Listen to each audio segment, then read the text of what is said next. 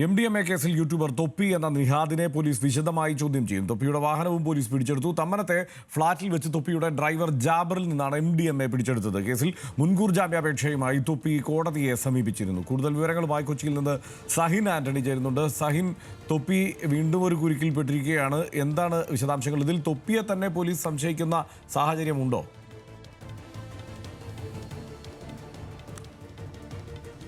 ഹർഷൻ, ആ സാഹചര്യം നിലനിൽക്കുകയാണ്. കാരണം ഈ തൊപ്പിയുടെ കാറിൽ നിന്നും ഒപ്പം തന്നെ തൊപ്പിയുടെ ഡ്രൈവറായിട്ടുള്ള ജാബിർ അയാൾ താമസിച്ചിരുന്ന ഫ്ലാറ്റിൽ നിന്നുമാണ് MDMA പിടിച്ചെടുത്തത്. മാത്രമല്ല രണ്ടുപേർ MDMA കച്ചവടക്കാരായ മറ്റ് രണ്ടുപേരും കൂടി പിടിയിലായിട്ടുണ്ട്. ഇവരെല്ലാവരും തൊപ്പിയുമായി ഫോണിൽ നിരന്തരം ബന്ധപ്പെട്ടിരുന്നതായി പോലീസിന് മനസ്സിലാക്കാൻ കഴിയുന്നു. ഈ സാഹചര്യത്തിലാണ് തൊപ്പിയെ വിശദമായി ചോദ്യം ചെയ്യാൻ പാലാരിവട്ടം പോലീസ് തീരുമാനിച്ചത്. അങ്ങനെ തൊപ്പിയെ ചോദ്യം ചെയ്യുമെന്ന് അറിഞ്ഞതോടുകൂടി തൊപ്പി മുൻകൂർ ജാമ്യാപേക്ഷയുമായി കോടതിയെ സമീപിക്കുകയായിരുന്നു. എറണാകുളം പ്രിൻസിപ്പൽ സെഷൻസ് കോടതിയിൽ തൊപ്പി മുൻകൂർ ജാമ്യാപേക്ഷ നൽകുകയും ചെയ്തു.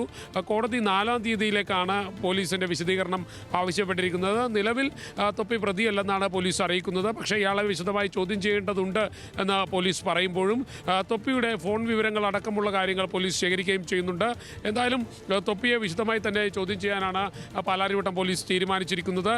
MDMA പിടികൂടിയ കേസിൽ പിടിയിലായിട്ടുള്ള തൊപ്പിയുടെ ഡ്രൈവർ ജാബിറിനെ ചോദ്യം ചെയ്തപ്പോൾ ആണ് തൊപ്പിയെ വിശദമായി തന്നെ ചോദ്യം ചെയ്യണമെന്നുള്ള തീരുമാനത്തിലേക്ക് പോലീസ് എത്തിയത്. എന്തായാലും തൊപ്പി ഇപ്പോൾ നിലവിൽ പ്രതിയല്ല. പക്ഷേ പോലീസ് പറയുന്നത് വെച്ച് നോക്കുകയാണെങ്കിൽ കാര്യമായി തന്നെ തൊപ്പിയെ പോലീസിനെ ചോദ്യം ചെയ്യേണ്ടതായി വരും. ഹർഷൻ, റൈറ്റ്. സഹിൻ ആന്റണിയാണ് വിവരങ്ങൾ നൽകിയത്. തൊപ്പിയെ ചോദ്യം ചെയ്യും എന്നതാണ് വിവരം.